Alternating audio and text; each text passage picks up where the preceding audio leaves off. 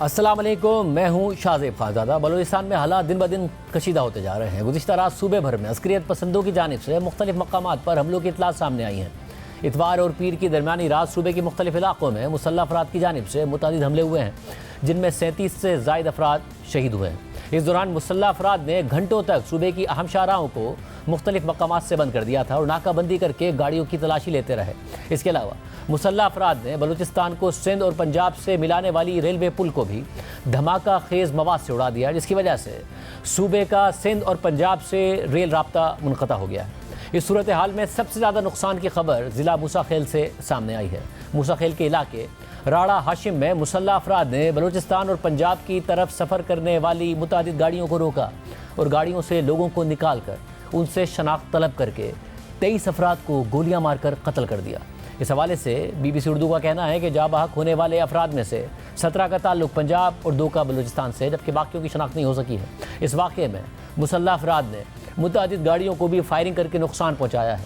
इसी तरह कलात में मुसल्लह अफराद की फायरिंग से पुलिस सब इंस्पेक्टर और 4 लेवीज़ एहलकारों समेत 10 अफराद शहीद हो गए हैं, जबकि असिस्टेंट कमिश्नर कलात आफ्ताब अहमद ज़ख्मी हुए हैं। इसी तरह खबर के मुताबिक कलात ही के इलाके महलबी में मुसल्लह अफराद ने कबायली रहनुमा मलिक ज़ुबैर मोहम्मद हसनी के घर पर हमला करके उन्हें कत्ल कर दिया। इसके अलावा ज़िला बोलान के इलाके कौलपुर से 4 अफराद की लाशें मिली हैं। इन चारों अफराद को फायरिंग करके कत्ल किया गया है। मस्तोंग के इलाके खड़कूचा में मुसल्लह अफराद ने लेवीज़ थाने पर हमला कर दिया और लेवीज़ एहलकारों के साथ फायरिंग के तबादले के बाद मुसल्लह अफराद फरार हो गए।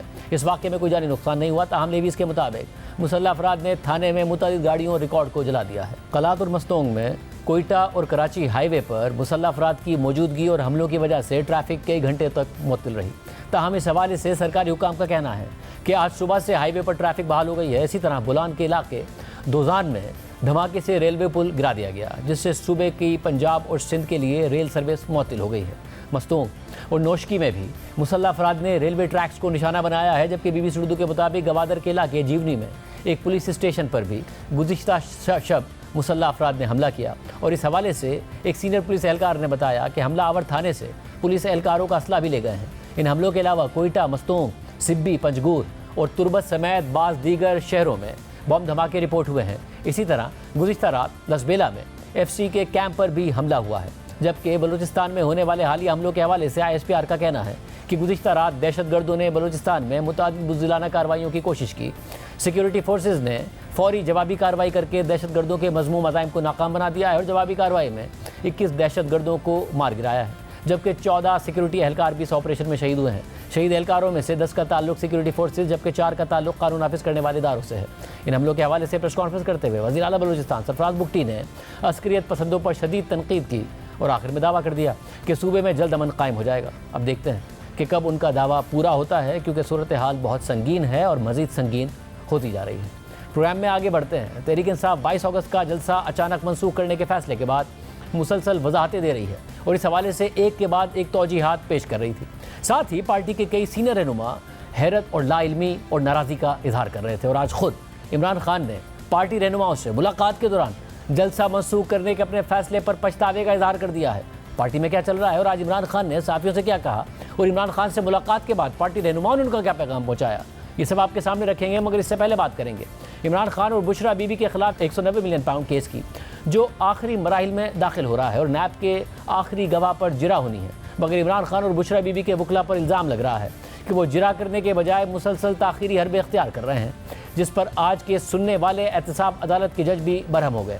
और ये इस लिहाज से भी आम है कि साइफर केस, तोशाखाना केस और इद्दत केस में इमरान खान एतराज़ करते थे और उनके एतराज़ में वज़न भी था कि मज़कूरा केसेस के ट्रायल शफाफ तरीके से नहीं हुए, कानूनी तकाज़ों को नज़रअंदाज कर दिया गया, ट्रायल इंतहाई तेज़ रफ्तारी से चलाए गए और फिर मुल्ज़िमान को हक़ के दिफा दिए बगैर सज़ाएँ सुना दी गई। 8 फरवरी के इलेक्शन से पहले तेज़ी से सज़ाएँ सुनाई गई, मगर अब जब 190 मिलियन पाउंड केस में इसी तरह का कोई एतराज़ नहीं उठ रहा है और इमरान खान और बुशरा बीबी के वकला को जिरा का मौका दिया जा रहा है। इमरान खान खुद भी माजी में इस केस में ट्रायल पर इत्मीनान का इज़हार कर चुके हैं, मगर अब खुद उनके वकला जिरा करने के बजाय केस को इल्तवा का शिकार कर रहे हैं। आज एक दफ़ा फिर वकला की अदम पेशी पर ट्रायल आगे नहीं बढ़ सका और जज की समात 29 अगस्त तक मुलतवी करनी पड़ी। आज समात शुरू हुई तो इमरान खान और बुशरा बीबी की जानिब से मुआविन वकील इंतज़ार पंजोता, खालिद यूसुफ चौधरी और फैसल चौधरी पेश हुए, मगर जिरा करने के लिए मरकज़ी वकला पेश ही नहीं हुए। तो एहतसाब अदालत के जज ने 10वीं बार नैब के गवाह पर जिराना करने पर इजहार बरहमी करते हुए कहा कि अदालत में सियासी मुलाकातें होती हैं, मीडिया टॉक भी होती है, अदालत में चाय भी चलती है और सब कुछ होता है। अगर नहीं होता तो अदालती कार्रवाई नहीं होती। मेरे समय 200 मुलाजमीन यहाँ मसरूफ़ होते हैं। समाअत के दौरान सिर्फ रेफरेंस की कार्रवाई आगे नहीं बढ़ती। आपको एक और मौका दे रहे हैं। इस दौरान नैब के प्रोसिक्यूटर ने मौक़िफ़ इख्तियार किया कि 12 वकला के वकालतनामे मौजूद हैं, जो हाजिर हैं उनकी हाजिरी लगाएं। पूछें ये इस रेफरेंस में वकील हैं या नहीं हैं। तो इस पर इमरान खान और बुशरा बीबी के वकला ने कहा कि हम इस रेफरेंस में वकील हैं। तो अदालत ने उनसे पूछा कि फिर आप जिरा क्यों नहीं कर रहे। तो उन्होंने जवाब दिया कि जिरा मरकज़ी वकला ही करेंगे। इस पर अदालत ने रिमार्क दिए कि अगर वकलाए सफाई हाजिर नहीं होंगे तो हमारे पास कानूनी प्रोसेस के अलावा कोई ऑप्शन नहीं रहेगा। इस मौके पर मुल्जिमान के मुआविन वकला ने समाअत 3 सितंबर तक मुलतवी करने की दरख्वास्त कर दी। फैसल चौधरी ने मौक़िफ़ इख्तियार किया कि अदालती छुट्टियों के बाइस मेन काउंसिल दस्तियाब नहीं है। तो नैब के प्रोसिक्यूटर ने इस दरख्वास्त की मुखालफत करते हुए कहा कि समाअत मुलतवी करने की दरख्वास्त मुस्तरद की जाए, लेकिन एक और मौका दिया जाए। तो इसके बाद अदालत ने समाअत 29 अगस्त तक मुलतवी कर दी। अडियाला जेल में होने वाली इस समाअत के बाद सहाफ़ियों से गैर रस्मी गुफ्तगू करते हुए इमरान खान ने कहा कि मोहसिन नकवी गंदुम स्कैंडल में मुलविस हैं। मुल्क का सबसे बड़ा फ्रॉड इलेक्शन उन्होंने कराया है। उनकी काबिलियत क्या है? क्रिकेट तबाह कर चुके हैं। कल बांग्लादेश से हार कर नई तारीख रकम कर दी। ये सारा नजरा एक इदारे पर गिर रहा है। इमरान खान ने कहा कि बलूचिस्तान और मुल्क में अमन व अमान की सूरत हाल सबके सामने है। हर रोज़ खैबर पख्तूनख्वा और बलूचिस्तान में हलाकतें हो रही हैं। पंजाब में चोरी डकैती बढ़ गई है और 12 पुलिस एहलकारों को भी डाकुओं ने मार दिया। इमरान खान ने मजीद कहा कि एक जानिब तो ये सिफारिशी हैं और दूसरी जानिब फॉर्म 47 वाली हुकूमत मुसल्लत कर दी गई है, उसका नज़ला भी एक ख़ास इदारे पर गिर रहा है। तो सहाफ़ी ने पूछा कि इतलात हैं कि मोहसिन नकवी के वज़ीर आला खैबर पख्तूनख्वा से राब्ते के बाद आज़म सवाती की मुलाकात कराई गई और आपने जलसा मुलतवी कर दिया, लेकिन उसी मोहसिन नकवी पर आप कड़ी तनकीद करते हैं। तो इमरान खान ने जवाब दिया कि यह सारी हुकूमत झूठ पर चल रही है। मैं तो उनकी खबर तक नहीं पढ़ता। मेरा इस्टेब्लिशमेंट से किसी किस्म का राब्ता नहीं है। अगर उनसे बात होगी तो सिर्फ मुल्क और आइन के लिए होगी। इसके साथ साथ इमरान खान ने कहा कि मुझे कुछ हुआ तो फौजी क़यादत जिम्मेदार होगी। उन्होंने कहा कि मेरे साथ तैनात अमले को चौथी मरतबा तब्दील कर दिया गया है। ये मुझे फराहम किए जाने वाले खाने को चेक करते थे कि इसमें जहर तो नहीं मिला। दोबारा कह रहा हूँ कि मुझे कुछ हुआ तो वही जिम्मेदार होंगे। इमरान खान ने कहा कि जेल में कुछ ज़्यादा ही सख्तियाँ हो रही हैं। लगता है कि उनकी कांपें टांग रही हैं। बुशरा बीबी के कमरे में चूहे आ चुके हैं। वो नमाज़ पढ़ती हैं और चूहे छत से गिरते हैं। आज अदालत को आगाह किया है ताकि चूहे ख़त्म हो सकें। मुझे ओवन नुमा कमरे में रखा गया है। इसके बावजूद मुझे कोई रिलीफ नहीं चाहिए। सिर्फ भेड़ बकरियाँ ही डंडों से कंट्रोल होती हैं, इंसान नहीं। इमरान खान ने मजीद कहा कि पाकिस्तान में क्रिकेट ही वाहिद ऐसा खेल है जिसे टीवी पर सबसे ज़्यादा देखा जाता है। मोहसिन नकवी की सर्जरी के बाद हम बांग्लादेश से भी हार गए। मोहसिन नकवी की क्या क्वालिफिकेशन है कि उसे वज़ीर दाखिला और चेयरमैन पीसीबी बना दिया गया। इमरान खान फौजी क़यादत पर तनकीद कर रहे हैं और ख़ुद को कुछ होने की सूरत में उन्हें बराह रास्त जिम्मेदार ठहरा रहे हैं। मगर 22 अगस्त का जलसा अचानक मनसूख करने पर यह तासुर दिया जा रहा था कि इस्टेब्लिशमेंट के कहने पर ही इमरान खान ने जलसा मनसूख किया। तो इमरान खान और इस्टेब्लिशमेंट के दरमियान इस तरह का राब्ता होना और इमरान खान की जानिब से उनकी बात मानना बर्फ़ पिघलने की तरफ अहम कदम करार दिया जा रहा था। इमरान खान ने खुद जुमे को सहाफ़ियों से गुफ्तगू में तासुर दिया कि जलसा मनसूखी इस्टेब्लिशमेंट से राब्ते के नतीजे में हुई है और ये भी कहा कि इस हुकूमत से तो मैं कभी भी बात ना करूं। खुद उनकी बहन अलीमा खान ने आज़म सवाती पर इल्ज़ाम लगा दिया कि वो सुबह 7 बजे इस्टेब्लिशमेंट के कहने पर उसी की इजाज़त से इमरान खान से अडियाला जेल में मिले और जलसा मनसूख कराया। मगर इमरान खान ने आज फिर फौजी क़यादत पर तनकीद कर दी है, जबकि इमरान खान की बहन अलीमा खान ने अडियाला जेल के बाहर मीडिया से गुफ्तगू करते हुए कहा कि ये लोग जब जलसा मुलतवी करना होता है तो पाँव पड़ जाते हैं। मगर अब इमरान खान के जेल के अमले को तब्दील कर दिया है। इमरान खान ने कहा है कि 8 सितंबर को हराल में जलसा होगा। अलीमा खान ने भी कहा कि कोई ना डरे, हम बहनें सियासत में नहीं आएंगी। इस वक्त एक फिक्र है सारों को कि हम सियासत में ना आ जाएं, लेकिन वो हमारे से एक दफा कोई सवाल पूछ क्यों नहीं लेता कि आया हम सियासत में आना चाहते हैं कि नहीं। अगर कोई सवाल ही पूछ ले, हम बता के थक गए कि आप ना डरें, हम सियासत में नहीं आना चाहते। हाँ, इमरान खान हमारा लीडर है, हम उसको फॉलो भी करते हैं, हमारा भाई भी है और हमारी ड्यूटी हम उसको हिफाजत करेंगे। इस वक्त निशाना आपका इमरान खान है, रास्ते में हम खड़े हैं और हम खड़े रहेंगे। आप जितनी मर्जी टीवी पे निकाल दें, हम फिर भी खड़े रहेंगे। आपने जितना मर्जी अटैक करना है वो भी कर दें, हम फिर भी खड़े रहेंगे। आपको हम पहले बता चुके हैं कि अंदर से ये डरे हुए लोग पैगाम भेज रहे हैं, जब जलसा खत्म करना होता है पाँव पड़ जाते हैं। 8 तारीख को अग्री कर लेते हैं और मजबूर करते हैं। लेकिन अब इमरान खान की जो सारा अमला है उसको उन्होंने बदल दिया और हमारे पास क्या रास्ता है कि हम बेबस हैं। लेकिन अब इमरान खान ने कहा कि नहीं, आप 8 तारीख को आप जलसे पे जाएंगे। इमरान खान ने कहा है आपने ये नहीं सोचना कि इमरान खान की तरफ से पैगाम आ रहा है, लेकिन ये क्लियर हो जाए। ये फिर हमें आए कि कहेंगे कि जी बम फटने लगे। हमने तो कहा है कि ये 400 धमकियां आके दें कि रास्ते में रॉकेट लॉन्चर आ गए हैं, बम आ गए हैं। हम तो आ रहे हैं 8 तारीख को। इसके अलावा 22 अगस्त को सुबह 7 बजे अडयाला जेल में इमरान खान से मुलाकात करने के बाद जलसा मनसूख करने का ऐलान करने वाला आज़म सवाती ने आज मुलाकात के बारे में बात करते हुए कहा कि जिसने मुलाकात के लिए सहूलतकारी की थी वो पाकिस्तान के निज़ाम को बचाने के लिए मस्बत अमल था। मैं और इमरान खान किसी खुशफहमी में मुब्तला नहीं है कि जलसा मनसूख होने की वजह से हमें कोई रियायत दी जाएगी। मैंने तो इमरान खान का पैगाम आपके सामने कर दिया कि ये कोई बारगेन नहीं थी। जिसने भी फैसिलिटेट किया वहाँ पहुँचाने में, मैं समझता हूँ एक मुस्बत अमल है पाकिस्तान के लिए, पाकिस्तान के निज़ाम को बचाने के लिए। और फिर इमरान खान या मैं किसी खुशफहमी में मुब्तला नहीं है कि जलसा मनसूख होने की वजह से हमें कोई रियायत दी जाएगी। जबकि शेर अब्दुल मरबत ने इमरान खान से मुलाकात के बाद कहा कि इमरान खान ने 22 अगस्त का जलसा मनसूख करने के फैसले पर पछतावे का इजहार किया और कहा कि अगर 8 सितंबर को उनका भी पैगाम आए तो आपने यकीन नहीं करना। जलसे की जिम्मेदारी अली अमीन गंडापुर को दी गई है, जबकि मुझे जो ड्यूटी दी गई है उसका ऐलान इमरान खान की हिदायत के मुताबिक 8 सितंबर के जलसे में करेंगे। खान साहब ने 8 सितंबर के जलसे पे उन्होंने कहा अली अमीन खान की मुकम्मल जिम्मेदारी होगी कि वो इस जलसे को हर हालत में कराए। उसने कहा मेरा भी पैगाम आए तो कोई माना नहीं है, तो लिहाजा इस हवाले से अली अमीन खान जिनकी मुलाकात आज मुतवक्किल है खान साहब से 2 बजे, वो इस पर फिर बात करेंगे। आपको क्या डायरेक्शन दी गई है? मुझे जो ड्यूटी दी गई है वो खान साहब की हिदायत दी है कि उसका ऐलान फिर आपने 8 सितंबर के जलसे में कर। उन्होंने ये कहा है कि अब 8 सितंबर के जलसे के लिए पूरी तैयारियां कर लें और हर चीज़ के लिए एडवांस में तैयार रहें। वो हाथ डालते हैं तो आप लोगों ने अपनी गर्द भी इनके हाथों। जो आपका जलसा मुलतवी किया गया उस पर आपके कारकुनान काफ़ी डिसहार्ड है। खान साहब ने अपने इस फैसले पे रिग्रेट जाहिर की है कि मुझे ये नहीं करना चाहिए था, लेकिन उन्होंने कहा कि मेरे सामने ये पिक्चर पोर्ट्रे की गई कि इंतशार हो जाएगा और खून बह जाएगा, तो उसने कहा मुल्क में इंतशार की सियासत हमने की है,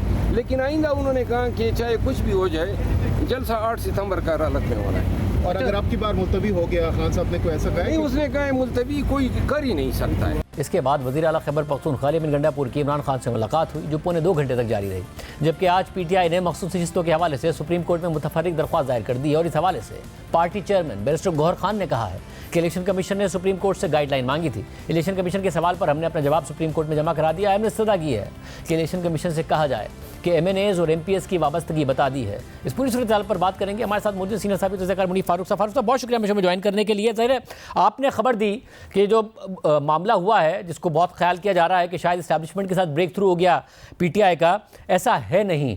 अब इमरान खान साहब उस दिन तो बड़े मुतमईन नजर आए, साथियों के सामने खुश भी थे, आज बड़ी सख्त तनकीद की है, फिर फौजी क़यादत पर इल्ज़ाम लगाया कि अगर मुझे कुछ हुआ तो ये लोग जिम्मेदार होंगे। ये अचानक हुआ क्या कि राब्ता होता है, ज़ाहिर सुबह 7 बजे मुलाकात होती है, अलीमा खान साहबा कहती है इस्टेब्लिशमेंट नहीं कराई, आज़म सवाती की मुलाकात अपनी पार्टी पर ही शदीद तनकीद करती हैं, फिर अचानक सब बदल गया। आज क्या हुआ ये? देखिए शाहजेब साहब बहुत शुक्रिया आपका। अगर तो कोई सब्सटेंटिव बात हुई होती तो वो कोई बच्चों का खेल तो है नहीं कि एक दिन राब्ता हुआ और एक दिन में ही सब कुछ ख़त्म हो गया। यहाँ तो मामला इस तरह से है कि बेशक ज़ाहिर बात है बहसियत सहाफ़ी जिस तरह आप अपनी किसी चीज़ के ऊपर मेहनत करते हैं, सच्चाई जानने की कोशिश करते हैं, तो कुछ फैक्ट्स को मैंने भी कुरेदने की कोशिश की, उसमें बहुत से लोग शामिल थे। तो तासुर ये या इनफैक्ट जो कुछ चीज़ें सामने आई वो ये थी कि जलसे की को मौखर करने के लिए, उसको पोस्टपोन करने के लिए इंतज़ामिया ने ज़रूर रब्ता किया था पाकिस्तान तहरीक इंसाफ से और किसी शख्सियत से, किसी सिविल शख्सियत से जब मेरी बात हुई इंतज़ामी मामलात के अंदर वो बहुत अहम थे, तो उन्होंने बताया कि जी इस शख्स से और इस तरह हमारी बात हुई। गंडापुर साहब को भी कॉन्फिडेंस में लिया गया, बताया गया और फिर बाकायदा तौर पर उनकी मुलाकात भी इमरान खान साहब से करवाई गई। लेकिन इस पूरे मामले के अंदर जो पाकिस्तान की एस्टेब्लिशमेंट है या ISI की इन्वॉल्वमेंट थी वो इंटेलिजेंस शेयरिंग तक थी या सिक्योरिटी कंसर्न्स के हवाले से मामलात बताने तक थी, लेकिन इमरान खान साहब को मिलकर ना ही किसी ने कोई डायरेक्टली बात की है। सिर्फ आज़म सवाती साहब गए हैं या बैरिस्टर गौहर खान साहब शायद उनके साथ तशरीफ़ ले गए, वहाँ बात हुई, वापस आए, ना इमरान खान साहब किसी ने ज़ोर ज़बरदस्ती किया, बल्कि उन्हें बताया गया जी कि ये हालात है तो शायद काम ख़राब हो जाएगा। हुकूमत ने बेशक उसको ये रंग दिया कि हमने सेविंग ग्रेस दी है, वो भी शायद थोड़ा सा ओवरबोर्ड चले गए, ऐसा नहीं था। लेकिन मेन कंसर्न ये था कि उसके अंदर जो बहुत बड़ी वजह बताई गई शाहजेब साहब कि जब से ये जो अफगान मुहाजिरीन हैं इनको वापस भेजने का सिलसिला जारी है तो एक कुछ किसी जगह पर कोई रिजेंटमेंट भी आ रही है, इश्यूज भी आ रहे हैं and some people are on the loose. तो उसको सस्पेक्ट करते हुए ये जहन में रखा गया जी कि एक तरफ इतना सेंसिटिव मामला है, ऑलरेडी वज़ीर आज़म को कुछ डिप्लोमेटिक सर्कल से बड़ा स्ट्रिक्टली बड़ा ये नापसंदीदगी का इजहार किया गया वज़ीर आज़म के सामने कि जी ये क्या तरीका है कि रेड जोन के अंदर इस तरह के एहतजाज शुरू हो जाता है और वल्नरेबिलिटी बढ़ जाती है बहुत सारे मामलात की, तो वो एक कंसर्न शुरू हो गया। इसी तरह इसी तरीके को बढ़ाते हुए फिर तहरीक इंसाफ का जलसा मुलतवी करने के लिए भी बाकायदा तौर पर कहा, और उसके अंदर इतना किरदार ISI का या एस्टैब्लिशमेंट का ज़रूर हो सकता है। लेकिन इमरान खान साहब से ना ही कोई डायरेक्टली मिला, ना ही उनसे किसी ने कोई बात की, ना ही उनसे किसी ने कोई फेवर मांगी। इमरान खान साहब ने, मैं समझता हूँ हाइंडसाइट में, एक अच्छा फैसला किया। लेकिन इशू ये है कि वो पॉलिसी जो कि इमरान खान साहब से मुतल्लिक है वो यही है कि जी ना आपसे बात होगी, ना ही आपको कोई रिलीफ मिलेगा, ना ही आपसे किसी किस्म का कोई राब्ता करेगा। बल्कि जब इस बात की वजाहत के लिए बहुत से लोगों से बात की गई, मैसियत साफ़ी आप भी करते हैं, मैं भी करता हूँ, तो इतना सख्त रिस्पांस आया कि ये किसने झूठ फैलाना शुरू किया है। तो हम जैसे लोगों ने यही कहा जी कि झूठ है या जो भी है, ज़ाहिर बात है जब हुकूमत एक सियासी लीडर से बात करेगी और उसे कहेगी कि जलसा मुलतवी कर दो तो उससे इशू तो होगा। तो उसके नतीजे में जवाब ये आया कि नहीं जी ऐसी कोई बात नहीं है, इंतज़ामिया से ज़रूर इस्टेब्लिशमेंट का रब्ता होता है। इमरान खान साहब से डायरेक्टली ना ही इस्टेब्लिशमेंट का कभी कोई रब्ता था और ना ही होगा। इमरान खान साहब को ना ही कोई रिलीफ है, ना ही हमारी उनसे कोई बातचीत होगी, बल्कि ये मामला जिस तरफ जा रहा है अपने मंतकी अंजाम को पहुंचेगा। बल्कि साथ ही साथ उन्होंने ये भी कहा कि ये भी ज़हन में रख लीजिए कि जो जनरल फैज़ हमीद का मामला है वो ऐसा नहीं है, ये भी तासुर गलत है कि अब तफ्तीश हो रही है। तफ्तीश वगैरह सब कुछ मुकम्मल हो चुका है, अब तो सिर्फ प्रोसेस मुकम्मल किया जा रहा है, और जैसे ही प्रोसेस मुकम्मल होगा उसके नतीजे में सज़ा भी आ जाएगी। और सज़ा का ना होना ये पॉसिबिलिटी है ही नहीं, सज़ा तो हर सूरत होगी, सिर्फ उसका तयन होना बाकी है कि वो कितनी होगी। वैसे अगर इमरान खान जब प्रीएम्प्ट कर रहे हैं इस मामले को भी, तो वो कह रहे हैं कि ये भी सब कुछ मुझे फंसाने के लिए हो रहा है। तो क्या वाकई ये जनरल फैज़ हमीद के गिर्द जो भी कुछ हो रहा है, जो भी घेरा तंग हो रहा है, वो इमरान खान ही को फंसाने के लिए हो रहा है कि मामला वहां तक लेके जाया जाए? शाहज़ेब साहब देखिए, बात एक दावे की है या क्लेम की है। मैंने पहले भी आपके सामने हमेशा अर्ज़ किया और मैं अब भी कहूँगा कि देखिए, कोई अगर दावा करता है तो ओपन कोर्ट में तो नहीं है। जिस तरह मैं और आप ये सवाल हम करते हैं कि ठीक है जी आप ज़रूर सज़ा दीजिए, लेकिन 9 मई के मामलात के अंदर कन्विक्शंस नहीं हो पाई हैं, तो जवाब उसका यही आता है कि या तो प्रोसिक्यूशन कमज़ोर है या इतना इंक्रिमिनेटिंग एविडेंस नहीं है। लेकिन यहाँ जो मामला है उसके ऊपर भी दावा ये है कि जी इमरान खान साहब के एमा के ऊपर बहुत कुछ होता रहा है, ठीक है मान लिया, लेकिन उसका कोई सबूत तो होगा, उसकी कोई ना कोई कड़ी तो किसी ना किसी जगह जुड़नी चाहिए।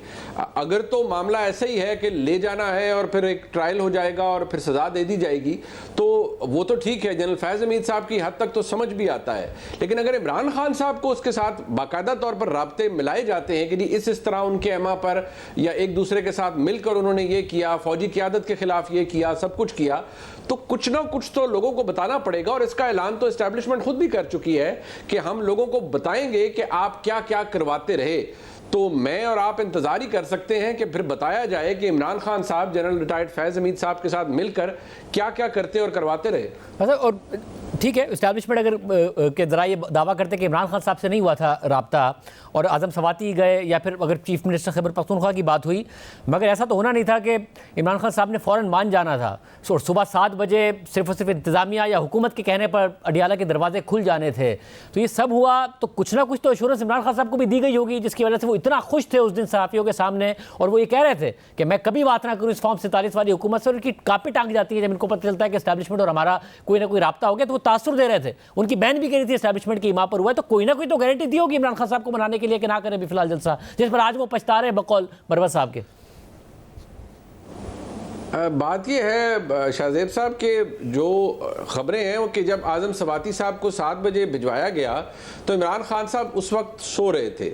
बल्कि जो लोग ये क्लेम कर रहे थे वो तो कह रहे थे कि ये भी तासुर है कि इमरान खान साहब अलग सुबह उठ जाते हैं। वो 7 बजे आराम कर रहे थे और उनको बाकायदा तौर पर जगाया गया, और आज़म सवाती साहब ने उन्हें जाकर सिर्फ वही बताया कि जी हमारे ये हालात हैं, ये हमें बताया गया है कि इस तरह का ख़तरा है, लिहाजा ये जलसा हम मुलतवी कर देते हैं। तो जवाब उसके हवाले से जो इमरान खान साहब का आया वो यही आया कि ठीक है, लेकिन अगला जलसा मुलतवी नहीं होना चाहिए, ये सेंसिटिव हालात हैं, तो चलें ठीक है हम कर देते हैं। लेकिन एश्योरेंस और गारंटी के हवाले से शाहजेब साहब ये क्लेम है जो कि अगेन पाकिस्तान तहरीक इंसाफ की तरफ से तो ये बयानिया आ गया ना कि नहीं बात शुरू हो गई है, बात शुरू हो जाए और फिर एक दिन में ख़त्म भी हो जाए।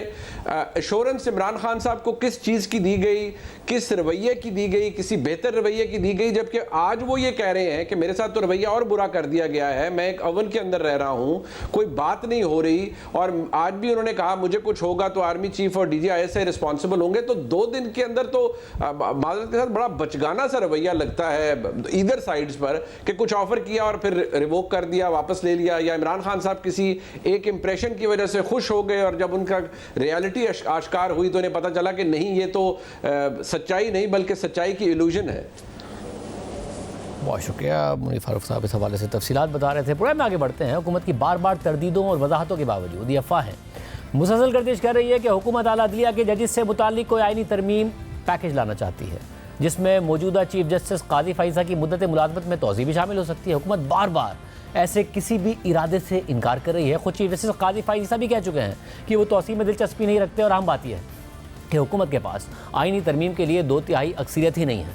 मगर इसके बावजूद ये अफवाहें मुसलसल गर्दिश कर रही हैं। खासतौर पर तहरीक इंसाफ के मुतअद्दिद रहनुमा बार बार ये दावा कर रहे हैं कि हुकूमत आला अदलिया से मुताल्लिक कोई कानून साजी करना चाहती है। खुद इमरान खान ने 1 से ज़ायद मरतबा इस बारे में बात की है और जुमे के दिन अडियाला जेल में साथियों से बात करते हुए उन्होंने ये दावा किया 2 गेम्स जारी हैं। अगर ये चीफ जस्टिस काजी फाइजा को एक्सटेंशन ना दे सके तो फिर सीनियरिटी पर असरअंदाज होकर अंदर से अपना बंदा लाएंगे। हमें ये दोनों सूरतें काबिल कबूल नहीं हैं। अगर इन्होंने ऐसा किया तो मुल्क भर में भरपूर एहतजाज करेंगे। और आज तहरीक इंसाफ के चेयरमैन बैरिस्टर गौहर खान ने हुकूमत पर खुफिया कानून साजी का इल्ज़ाम लगाते हुए कहा है कि अदलिया में मुदाखलत ना करें, ना किसी को तौसीह दें और ना उनकी मुद्दत मुलाजमत को छेड़ें। हम हुकूमत के एक चीज़ की ज़रूर मजम्मत करते हैं और वो यही है कि कोई भी दुनिया में कोई भी कानून साजी नहीं होती जो चुपके से की जाती है, जो रात के अंधेरे में लिया जाए लाया को कानून साजी को इंट्रोड्यूस कराया जाए, जिसको लाए और उनको गवर्नमेंट के मेंबरों को भी ना पता हो, आप रूल्स को सस्पेंड करें, एक ही दिन में लेके आएँ, तो ये तरीक़ाकार जो है आईनी नहीं है। और हम अपना मौक़िफ़ इंशाअल्लाह ताला इस पर देंगे। और पाकिस्तान तहरीक इंसाफ का मौक़िफ़ पहले से वाज़ेह है कि जुडिशरी को आप इंटरफेयर ना करें, आप जुडिशल सिस्टम को वेपनाइज ना करें, किसी को ना एक्सटेंशन दे, न उनके कोटने और ऑफिस को चढ़े। लेकिन हुकूमत मुसलसल इन दावों की तरदीद कर रही है। 2 दिन पहले प्रोग्राम नया पाकिस्तान में गुफ्तगू करते हुए वफाकी वज़ीर इत्तलात अता ने इस बात की तरदीद की, जबकि इसके साथ ही वज़ीर आज़म के मुशीर बराए कानून इंसाफ अकील मलिक ने भी कहा कि ना किसी ने तोसी मांगी है और ना ही किसी को तोसी दी जा रही है। कॉन्स्टिट्यूशनल अमेंडमेंट तो जॉइंट सेशन में लाई नहीं जा सकती। फिलहाल ना कोई इसमें हकीकत है, ना कोई चीज ऐसी एजेंडे के ऊपर है, ना ऑर्डर ऑफ द डे में ऐसी कोई बात फिलहाल जो है। इस वक्त तो ना किसी ने एक्सटेंशन मांगी है और ना किसी को एक्सटेंशन दी जा रही है। और कॉन्स्टिट्यूशनल अमेंडमेंट के लिए 2/3 अक्सरियत पार्लियामेंट में आपको दरकार होती है। सुप्रीम कोर्ट ने खुद अपना सीनियरिटी प्रिंसिपल वायलेट किया है, पर ऐसी हुकूमत की तरफ से कोई कंसिडरेशन नहीं है। कुछ और लॉ मेकिंग है। कॉन्स्टिट्यूशनल अमेंडमेंट्स के हवाले से मैं आपको ये कंफर्म कर सकता हूँ कि इस वीक में कॉन्स्टिट्यूशनल अमेंडमेंट के हवाले से कोई ऐसी। वफाकी वज़ीर कानून आज़म नज़ीर तारड़ हमारे प्रोग्राम में कह चुके हैं कि चीफ जस्टिस काजी फाइजा ने अटॉर्नी जनरल की मौजूदगी में मुझसे कहा कि अगर तौसी की कोई बात भी हो तो मैं दिलचस्पी नहीं रखता, जिस पर मैंने उनसे कहा कि ऐसी कोई बात है ही नहीं। एक रूमर थी कि जो चीफ जस्टिस है या तो उनके मुद्दत मुलाजमत 3 साल करने का सोच रही है हुक्मरान इत्तेहाद 2/3 अक्सरियत की सूरत में, या फिर जजेस की रिटायरमेंट जो सुप्रीम कोर्ट के जजेस हैं उसे 68 साल करने का सोच रही है। फिर यह खबर आई कि चीफ जस्टिस ने कम से कम अटॉर्नी जनरल के जरिए पैगाम दिया है कि मैं किसी भी किस्म की तौसी में इंटरेस्टेड नहीं हूँ। क्या ये बात दुरुस्त है? मैं खुद इस बात का गवाह हूँ। जुडिशल कमीशन की मीटिंग के बाद उन्होंने पूछा कि ये ऐसी बातें चल रही हैं। मैंने कहा सर ये सब अफवाहें हैं। उन्होंने कहा आपने बहुत अच्छा किया, अटॉर्नी जनरल मेरे साथ थे, आपने ये वजाहत कर दी है और अगर ऐसी कोई बात हो भी तो आई एम नॉट इंटरेस्टेड। मैंने कहा सर ऐसी बात है ही नहीं है। कैटेगोरिकली कह रहे कि चीफ जस्टिस ने कहा अटॉर्नी जनरल के सामने और आप भी मौजूद थे कि अगर आप ऐसा सोच भी रहे हैं तो मैं अपनी मुद्दत मुलाजमत में तौसी के लिए इंटरेस्टेड नहीं हूं, मैं रिटायर हो जाऊंगा अपने टाइम पर। बिल्कुल उन्होंने ये बात बिल्कुल बड़ी क्लैरिटी से की और ये बात हमने भी उन्हें बताई कि ऐसी कोई, और मैं ये वजाहत करना चाहता हूँ हुकूमत के पार्ट पे कि जब हम मुंतखब होके आए हैं और हमारी नई काबीना बनी है, ऐसी कोई तजवीज़ ज़ेरे गौर नहीं थी और ऐसी कोई तजवीज़ जो है उस पर अमल करने नहीं हम जा रहे थे। लेकिन इससे पहले वज़ीर आज़म के सियासी मुशीर राना सनाउल्लाह हमारे प्रोग्राम में कह चुके हैं कि सुप्रीम कोर्ट और हाई कोर्ट के जजेस की उम्रों में फ़र्क और सुप्रीम कोर्ट के चीफ जस्टिस की मुद्दत मुलाजमत के मामले पर अदलिया के अंदर से आवाज़ें आती हैं। ये हमारी ज़रूरत नहीं है बल्कि अदलिया और बार्स का बड़ा देर से मुतालबा है कि आईनी तरमीम की जाए। देखिए वो बार्स का मुतालबा है, जुडिशरी के अंदर से ये आवाज़ें पिछले 10 साल से 15 साल से हैं। मतलब ये किस बार ने मुतालबा किया है कि चीफ जस्टिस की जो मुद्दत मुलाजमत है उसको 3 साल के लिए फिक्स कर दें या फिर 68 साल कर दें, ये किस बार ने किया है मुतालबा? किसी भी इंस्टीट्यूशन की जो है वो यानी बेहतरी के लिए जो है वो उसके सरबराह की मुद्दत का तयन होना ज़रूरी है। आप मुझे बताएं कोई इंस्टीट्यूशन है जिसका सरबराह जो है उसकी कोई मुद्दत का तयन ना हो, और ये एक इतना इम्पोर्टेंट इंस्टीट्यूशन है, तो ये बात जो है ये बड़ी रेलेवेंट है। लेकिन बहरहाल इसके ऊपर डिबेट हो रही है। अगर अदलिया नहीं चाहेगी या बार्ज नहीं चाहेंगे तो नहीं होगी। और फिर इन क़यास राइयों को कुछ सियासी मुलाकातों से मज़ीद हवा मिल रही है। JUI के सरबराह मौलाना फजलुर रहमान 20 अगस्त को ये वाज़ेह कर चुके हैं कि अब वो तहरीक खुद चलाएंगे और किसी के साथ इत्तेहाद नहीं करेंगे। लेकिन इसके बावजूद 23 अगस्त को तहरीक इंसाफ की आला क़यादत ने मौलाना फजलुर रहमान से मुलाकात की, जिसमें ज़राए के मुताबिक पार्लियामेंट में मुतवक्के कानून साजी पर भी बातचीत हुई है।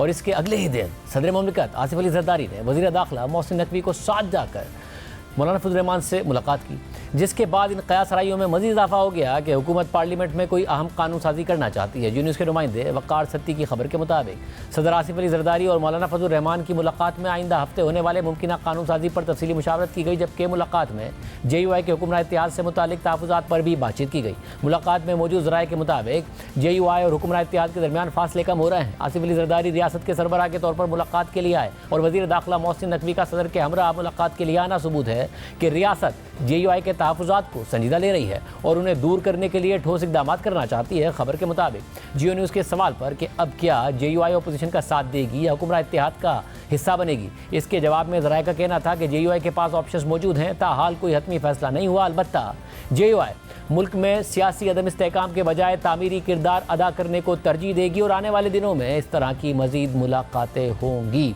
मगर आम बात यह है कि JUI भी हुकूमत के साथ मिल जाए तब भी 2/3 अक्सरियत नहीं बनती है। तो हुकूमत इस हवाले से क्या सोच रही है, क्या वजह है कि क़यास राइयाँ हुकूमत की तरदीद के बावजूद जन्म ले रही हैं? हुकूमत का क्या दो टोक मौक़िफ़ है? आज़म रज़ी तारा साहब वफाकी वज़ीर क़ानून हमारे साथ मौजूद हैं। बहुत शुक्रिया पेश ज्वाइन करने के लिए। खुद चीफ जस्टिस ने बाकायदा कहा कि वो एक्सटेंशन में इंटरेस्टेड नहीं है, फिर अटॉर्नी जनरल से कहा, फिर आपसे कहा, आपने उन्हें कहा कि ऐसा कोई चीज़ ऑन कार्ड्स नहीं है, मगर अफवाहें हैं कि मुसलसल अपनी जगह पर मौजूद हैं और आपके पास 2/3 मेजॉरिटी भी नहीं है, सेनेट में, कौमी असेंबली में भी नहीं है, फिर भी अफवाहें अपनी जगह मौजूद है कि आईनी तरमीम होने जा रही है। और इमरान खान साहब बार बार ये कह रहे हैं कि चीफ जस्टिस को आप तौसीह देना चाहते हैं। ये चीज़ ऑन कार्ड्स है कहीं भी या नहीं है? बहुत शुक्रिया शाहज़ब। देखिए, अब अफवाहों का तो कोई इलाज नहीं है। मैं तो ख़ुद ऑन रिकॉर्ड था कि चीफ जस्टिस साहब से ऑफिशियली 1-2 दफ़ा जब उनसे मुलाकात हुई जुडिशल कमीशन की मीटिंग से पहले, और एक हमारा अल्टरनेट डिस्प्यूट रेजोल्यूशन के हवाले से एक हमने प्रोग्राम शुरू करना था उसके बारे में, तो उन्होंने ख़ुद कहा कि जो बात मैं पहले भी कह चुका हूँ कि वो जो टर्न्योर की तोसीह वाली बात है उसकी बातें हो रही हैं, तो वो बिल्कुल उनकी ख्वाहिश नहीं है और ना वो चाहते हैं। दूसरी बात यह है कि जो बात आपने बाद में कही कि इस पे गवर्नमेंट, अटॉर्नी जनरल सारे कह चुके हैं, तो अब देखिए अफवाहों का तो हमारे पास कोई इलाज नहीं है। मगर अगली बात साहब एक मसला ये उस वक्त हुआ जब आपने कहा कि जुडिशल पैकेज आएगा, अब आपके पास 2/3 मेजॉरिटी नहीं थी, उसके बावजूद जब आपने कहा तो इससे इतनी अफवाहें जन्म लेने लगी कि जो चीफ जस्टिस की अपनी लेगेसी है, वो जो डिसीजन देते हैं, जो बेंच बनाते हैं, उनके ऊपर ये बात शुरू हो जाती है। हालांकि वो खुद कह चुके कि वो एक्सटेंशन में इंटरेस्टेड नहीं है, आपसे भी कह चुके, मीडिया पर भी खबर आ चुकी, उनकी एक एक चीज़ इस पैराए में देखी जाती है। तो जब जुडिशल पैकेज लाते कैसे, आप कैसे आईनी तरमीम करते जब था ही नहीं आपके पास 2/3 मेजॉरिटी? शाहज़ब देखिए, जिस वक्त बात हुकूमत जब आई है, बिल्कुल हमारे पास मेजॉरिटी थी और पूरे मुल्क ने ये देखा कि किस तरह से अदालती फ़ैसलों के ज़रिए से पार्लिमान की जो अददी क़ुव्वत है या अददी जो उसकी अक्सरियत है उसको तब्दील किया जाता है। बिल्कुल 2/3 की मेजॉरिटी थी उस वक्त हुकूमत के पास, और सिर्फ पेशावर के सेनेट के इलेक्शंस जो थे वो दानिस्ता तौर पे डिले किए जा रहे थे, वहाँ पे मेंबर्स को ओथ नहीं दिया गया। आज ये फ्लोर ऑफ हाउस पे भी बात हुई। अगर हमने ये चोरी छुपे करना होता तो हम उस वक्त ये कर सकते थे, अचानक लेके आते और उसको पास करा लेते। लेकिन जैसे मैंने कहा कि ये हुकूमत इत्तेहादी जमातों को हमेशा ऑन बोर्ड करके और स्टेक होल्डर्स को ऑन बोर्ड करके कवानीन में तरमीम की कायल है। अब अपोजिशन अगर अपने ज़ाती अंदरूनी मसाइल से तवज्जो हटाने के लिए या कुछ और अल्टीरियर मोटिव्स की वजह से ये कहना शुरू कर दें कि ये हो रहा है, ये हो रहा है, ये हो रहा है, और फिर उस पर एक ख़बरों का सिलसिला शुरू हो जाए, ये भी तकलीफ़ दे बात है। बात हुई जॉइंट सिटिंग की कि जॉइंट सिटिंग अभी कॉल नहीं हुई, लेकिन एक तजवीज़ है कि हमने करनी है, इस हफ़्ते में करें या अगले हफ़्ते में करें, क्योंकि कुछ पेंडिंग बिज़नेस है जो कि जॉइंट सिटिंग में पड़ा है। और जिस तरह कौमी असम्बली और सैनेट को पाबंद किया गया है आइन में और फिर रूल्स ऑफ बिजनेसेस में कि उन्होंने मिनिमम इतने दिन मीट करना है, जो बिज़नेस जॉइंट सिटिंग का है वो भी उसकी जॉइंट सिटिंग बुलाना गवर्नमेंट की मजबूरी है ताकि वो बिज़नेस निकल सके, लेजिस्लेटिव बिज़नेस। जॉइंट सिटिंग में आईनी स्कीम के मुताबिक कोई कानून असर नौ वहाँ पे मुतारफ़ नहीं हो सकता। वो कवानीन हैं नंबर 1 जिनको सदर मुमलिकत मैसेज लगा के भेजते हैं, यानी कि वो पार्लिमान का हिस्सा हैं सदर मुमलिकत। अगर वो समझे कि कानून साजी में कोई हुक्म है या वो को मशवरा या एडवाइस देना चाहें तो वो पार्लिमान से रिक्वेस्ट भेजते हैं कि आप इसे रिकन्सिडर करें, ये वाली शिकों को, ये माजी में होता रहा है, वो जॉइंट सिटिंग में पेश किया जाता है। दूसरी सूरत ये है कि जब दोनों हाउसेस एक पास करता है दूसरे में जाता है, अमेंडमेंट लगा दी जाती है, वापस आती है, वो अमेंडमेंट कैरी नहीं होती तो जॉइंट सिटिंग में चला जाएगा। तीसरी बात यह है कि आइनी तरमीम जॉइंट सिटिंग में नहीं जाती। आइनी तरमीम जब भी आएगी वो कौमी असम्बली और सैनेट में अलग अलग आएगी और उन्होंने दोनों ऐवानों ने अलग अलग उसे 2/3 अक्सरियत जो कि टोटल मेंबरशिप की उसके साथ पास करना है। ये बातें कई दफ़ा हो चुकी हैं, अब सच्ची बात है अफवाहों का के जवाब देने का तो कोई एक मैकेनिज्म नहीं है कि आप ये कह रहे हैं कि जो आइन के मुताबिक अक्टूबर में रिटायर हो जाना है और जो सीनियर मोस्ट जज हैं उन्होंने चीफ जस्टिस बन जाना है, यानी justice Mansoor Ali Shah chief justice of Pakistan अक्टूबर में बन जाएंगे। देखिए शाहजेब, बात यह है कि ये मेरे मुंह से ना कहलवाएं, ये इख्तियार आइन ने एक मैकेनिज़्म बना दिया है कि जब चीफ जस्टिस पाकिस्तान रिटायर होंगे उनको सक्सीड करेंगे सीनियर प्यूनी जज। आज की सूरत हाल यही है कि अगर काजी फायज़ ईसा साहब जो उनकी डेट ऑफ सुपर एनुएशन है उस पर जब वो रिटायर होंगे तो सीनियर मोस्ट जो सीनियर प्यूनी जज हैं वो बन जाएंगे। कानून वैसे फ़र्क है हाई कोर्ट्स की हद तक, जिसकी वजह से शायद लोगों के जहनों में कोई भाम है, कोई मसला है। हाई कोर्ट्स में ज़ाहिर है सीनियरिटी जो है वो नहीं है और इसी वजह से आपने माजी में भी देखा, माजी करीब में ये हुआ कि लाहौर में जो अपॉइंटमेंट हुई है वो सीनियरिटी से हट के हुई, वो फिटनेस के ऊपर हुई। जुडिशल कमीशन ने डिबेट किया अंदर बैठ के और उन्होंने अक्सरियत राय के साथ जो जस्टिस आलिया नीलम है उन्हें अपॉइंट कर दिया chief justice Lahore high court. Unlike that 18th amendment के बाद जो सुप्रीम कोर्ट के चीफ जस्टिस की तयनाती है वो उस मैकेनिकल ऑर्डर में होनी है जो कि कॉन्स्टिट्यूशन में प्रोवाइड किया गया। Simple is that. सर मगर आप ये क्यों कह रहे हैं आज की सूरत हाल ये है, तो मतलब अक्टूबर तक यही सूरत हाल होगी ना? मेरे पास इल्मे नजूम तो नहीं है। मैं फिर वही बात है कि ना मैं ख़बर को रोकने वालों में से हूँ ना ख़बर को बनाने वालों में। आप माशाल्लाह मेरे से ज़्यादा समझदार हैं। जो आइन में लिखा है उसके मुताबिक ही अमल होना है ना। आइन अगर कहता है कि चीफ़ जस्टिस पाकिस्तान की रिटायरमेंट पे जो senior most next in number होगा वो चीफ़ जस्टिस बनेगा तो इंशाअल्लाह अज़ीज़ आइन के लिखे हुए के मुताबिक उस वक्त होगा। लेकिन आज ये बात कहना कि जी आज क्यों नहीं हो रहा, क्यों होगा, कौन होगा, किस तरह से होगा, भाई वो चीज़ें मौजूद हैं आईने पाकिस्तान में, तो मेरे ख्याल में इस बहस में हमें जाने की ज़रूरत नहीं है। सब ज़रा अब एक जब जैसे ही सदर आसिफ अली जरदारी साहब की फिर मोहसिन नकवी साहब उनके साथ होते हैं, मुलाकात होती है मौलाना फजल रहमान से, कयास राइयाँ और ज़्यादा जन्म लेने लगती हैं। हालांकि उसके बावजूद भी आप शॉर्ट होंगे। 63A का फैसला मुतनाज़ फैसला है मगर मौजूद है फील्ड में, जिसकी वजह से फ्लोर क्रॉसिंग भी नहीं हो सकती, तो इसलिए बार बार कयास राइयाँ दोबारा जन्म लेने लगती हैं। हालांकि उसके बावजूद आपके नंबर नहीं पूरे होंगे मगर फिर भी कयास राइयाँ जन्म लेती हैं।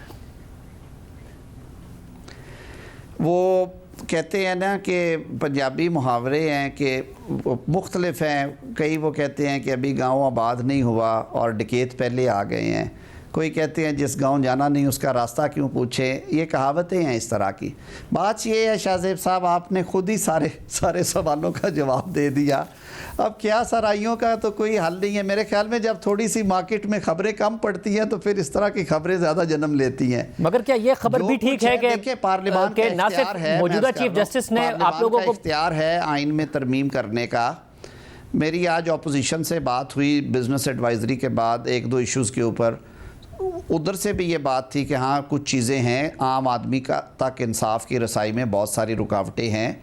हमने मॉडर्न टाइम्स की रिक्वायरमेंट्स के मुताबिक लेजिस्लेशंस जो हैं वो नहीं कर पाए ओवर द ईयर्स, जिसकी वजह से बैकलॉग्स हैं हमारे। जैसे मैंने कहा था कि जो जजेस की वर्किंग है सुपीरियर कोर्ट्स में, उसमें बड़ी तफावत है। एक ही अदालत के एक ही कॉरिडोर में 2 कोर्ट रूम्स हैं, एक जज साहब 2 या 3 मुकदमात से आगे नहीं जाते, दूसरे जज साहब जो हैं वो अपना काम से इंसाफ करते हैं, वो 12-13 मुकदमे डिसाइड करके उठते हैं। तो क्या जो आपका कोड ऑफ कंडक्ट है उनमें ये इनएफिशिएंसी ग्राउंड नहीं होनी चाहिए? क्या हमें आइन ये रिक्वायर ना करे सुपीरियर कोर्ट के जजेस को भी कि उनकी भी अकाउंटेबिलिटी है काम के हवाले से, सिर्फ मिसकंडक्ट या करप्शन या किसी ग्रॉस मिसकंडक्ट नहीं, ये इटसेल्फ मिसकंडक्ट है। क्या ये पाकिस्तान के अवाम का हक नहीं है कि उनके इलेक्ट किए हुए नुमाइंदे दुनिया भर में जजेस के इंतखाब में इफ़ेक्टिव रोल है, क्योंकि अपॉइंटमेंट ऑफ जजेस is a function of executive, जिसमें अच्छी आरा जो हैं वो जुडिशरी के आला अहदेदारान की होनी चाहिए। लेकिन जिस तरह पार्लिमानी पार्टी को रबर स्टैम्प बना दिया गया ओवर द ईयर्स, क्या उसको बेहतर करना पार्लिमान की जिम्मेदारी नहीं है? तो ये वो एजेंडा आइटम्स हैं जो हमारे कार्ड्स पे हैं और रहेंगी।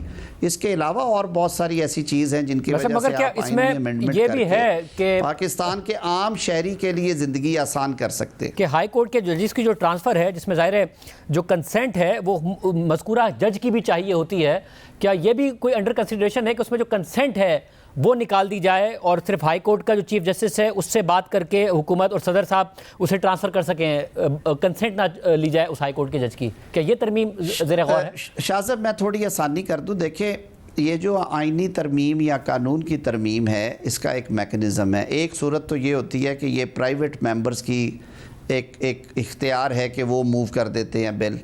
आइनी तरमीम के बिल भी, वो जनूबी पंजाब को सूबा बनाने का बिल एक प्राइवेट मेंबर की तरफ से मूव्ड है।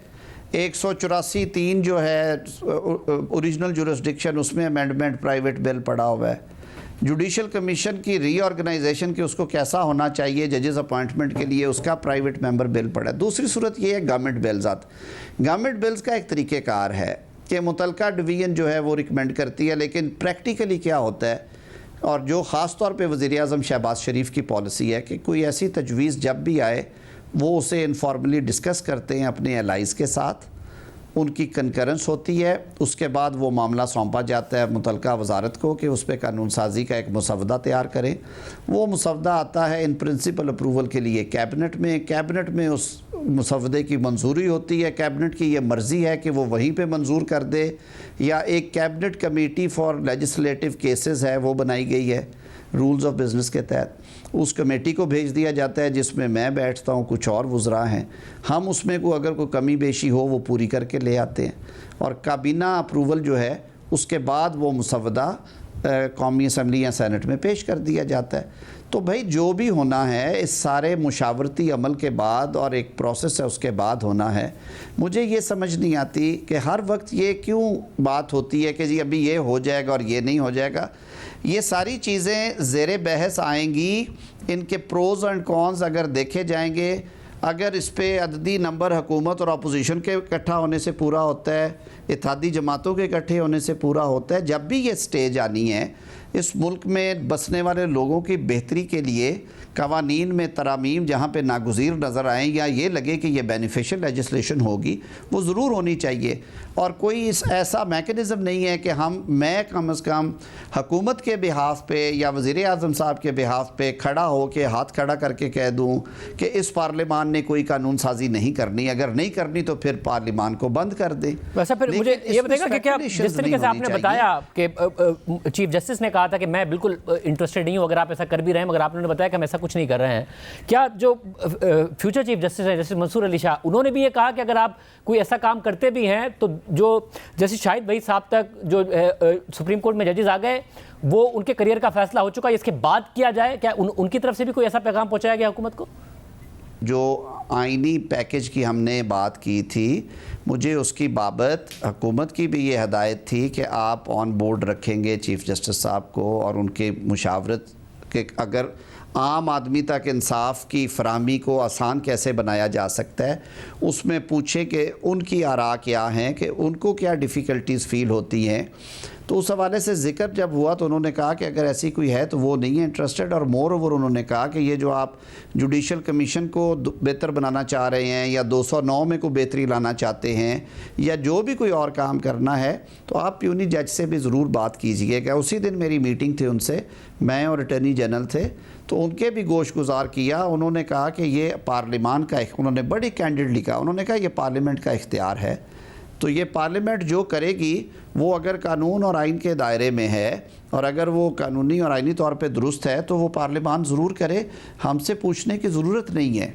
और उन्होंने बज़ाहिर किसी एतराज़ का इजहार नहीं था किया। ये बातें अब कुछ ऐसी होती हैं जो वर्ड टू वर्ड नहीं बयान की जा सकती, कुछ हिफ्ज़ मरातब होता है, कुछ मेरे ख़्याल में जो एक कॉन्फिडेंशियलिटी होती है कन्वर्सेशन की वो भी है, लेकिन ये क्योंकि पब्लिक डोमेन की चीज़ें हैं, अटॉर्नी जनरल साहब भी वहाँ पे बैठे हुए थे, तो इतनी बात उन्होंने ज़रूर की जिसका मैं पहले भी इजहार कर चुका हूँ। बस अब एक बात और इमरान खान साहब ने कही कि आप सीनियरिटी मुतासिर करना चाहते हैं आइन बदल के बजाय इसके कि सीनियर मोस्ट बने, आइन इस तरीके से बदल दिया जाए कि फिर कोई टॉप 5 में से कोई बन जाए जिस तरीके से आर्मी चीफ की तैनाती होती है।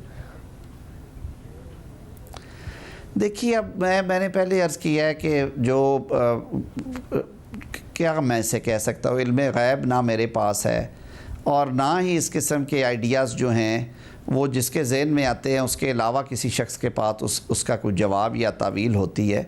मैंने आपको एक तरीक़ेकार बता दिया है। मैं आज कह दूं कि ये बिल्कुल नहीं होगा और ये पत्थर पे लकीर है, तो मेरी अर्ज़ सुने, 336 अरकान की कौमी असम्बली है, 96 अरकान की सैनेट है।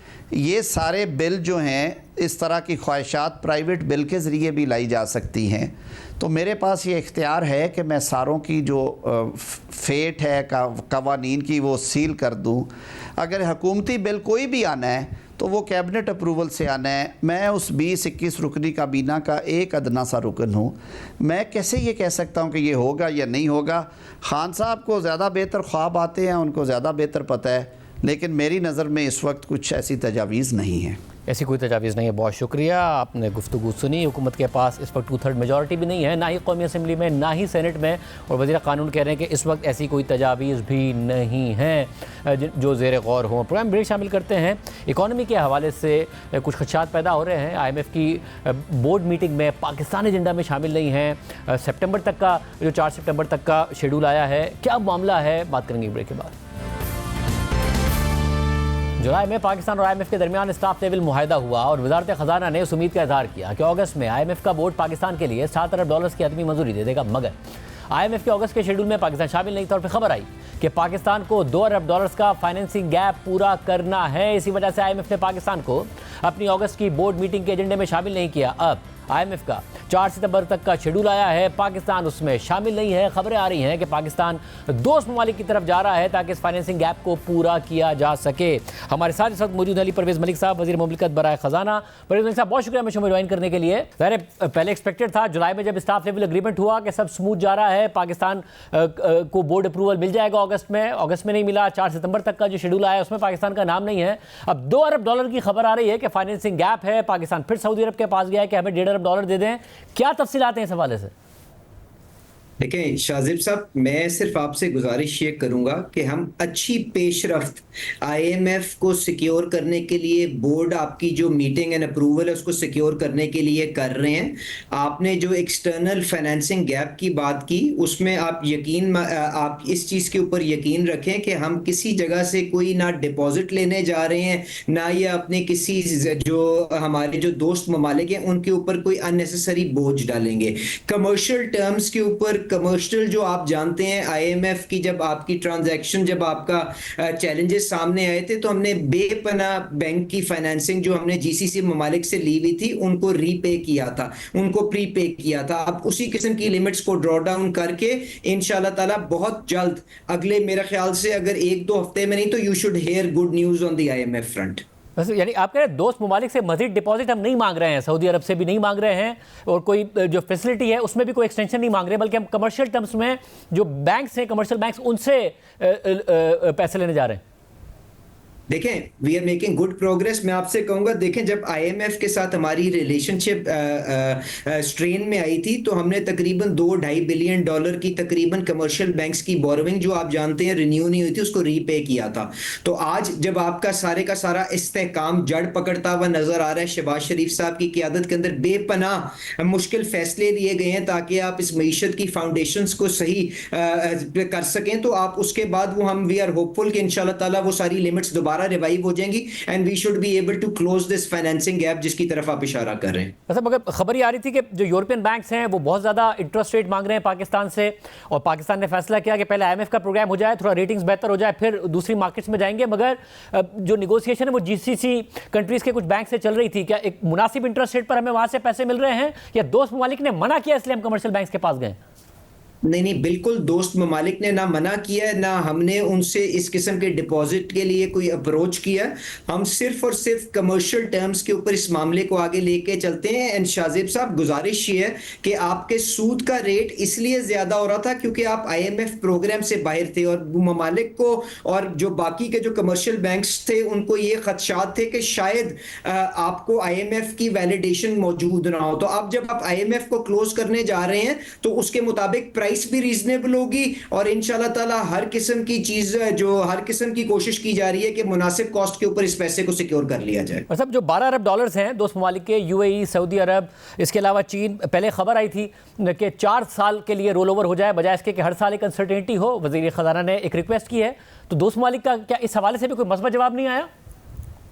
देखें वो वजीर खजाना ने तो नहीं, मेरे ख्याल से वजीर आजम साहब ने जो खत लिखा था आप उसकी तरफ इशारा कर रहे हैं और उसकी जो रीफाइनेंसिंग है ऑन एन एनुअल बेसिस हर साल वो आप जानते हैं आराम से हो जाती है क्योंकि दोस्त ममालिक इस चीज से बखूबी वाकिफ है कि पाकिस्तान किस तरह से अपने किबले को दुरुस्त करने के लिए अपनी मईशत की रुझान और डायरेक्शन ठीक कर रहा है, तो दे आर सपोर्टिव। और आपने जो बात की उसमें देखें जो भी फाइनेंसिंग गैप है उसके ऊपर आपको पहले साल के लिए जो रिक्वायरमेंट है उसकी हार्ड कमिटमेंट्स चाहिए और बाकी के लिए आपको line of sight and assurances चाहिए। तो इंशाल्लाह ताला we are making good progress on that and you should have the good news very soon. मतलब मगर क्या चीन नाराज है जो जिस किस्म का पाकिस्तान में ज़ाहिर है बहुत ज़्यादा उन पर IPPs के मुआहदों के हवाले से, रीपेमेंट्स के हवाले से तनकीद हुई, रीनेगोशिएट करने की बात हुई, प्रेस कॉन्फ्रेंसेज हुई, क्या चीन की तरफ से कोई नाराज़गी का इजहार किया गया है?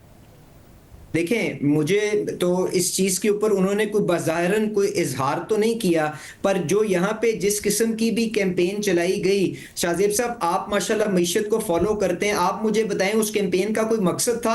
हमने ये जो IPPs करके हमने ये सारी की सारी कैंपेन चलाई जानते बूझते हुए कि हमारी सारी की सारी जो रिसेंट इन्वेस्टमेंट आई है वो हमारे उन दोस्तों से आई है जिन्होंने हमारे मुल्क में जब 14-14, 15-15 घंटे की लोड शेडिंग थी तो उन्होंने हमारी कम तरीन कीमत के ऊपर उन्होंने वो प्लांट्स पुट अप किए हैं और ये सारी की सारी इन्वेस्टमेंट्स 2014-15 के अंदर आई हैं जिसके अंदर आपके RLNG के प्लांट भी हैं, आपके न्यूक्लियर इन्वेस्टमेंट्स भी हुई हैं, आपकी इंपोर्टेड कोल की भी हुई हैं। तो जिसने भी ये कैंपेन को इसने ऑर्केस्ट्रेट किया तो it was not in good taste, उसकी वजह से कोई नाराजगी का इजहार तो हमारे साथ नहीं किया, पर हमारे दोस्त जिन्होंने इस हद तक हमारी आके मदद की है उनको यकीनन उन्होंने अपने तौर पर सोचा तो जरूर होगा कि ये किस किस्म की कौम है कि जो लोग उनकी आगे स्टेप अप करके मदद करते हैं ये उनको विलिफाई करते हैं। तो हमें अपने गिरबान में यकीनन झांकने की जरूरत है, बट मेरा नहीं ख्याल कि जो हमारे चीनी दोस्त हैं वो समझते हैं कि रियासती सतह के ऊपर इस किस्म का कोई काम आगे लेके गया है and they have pledged their support both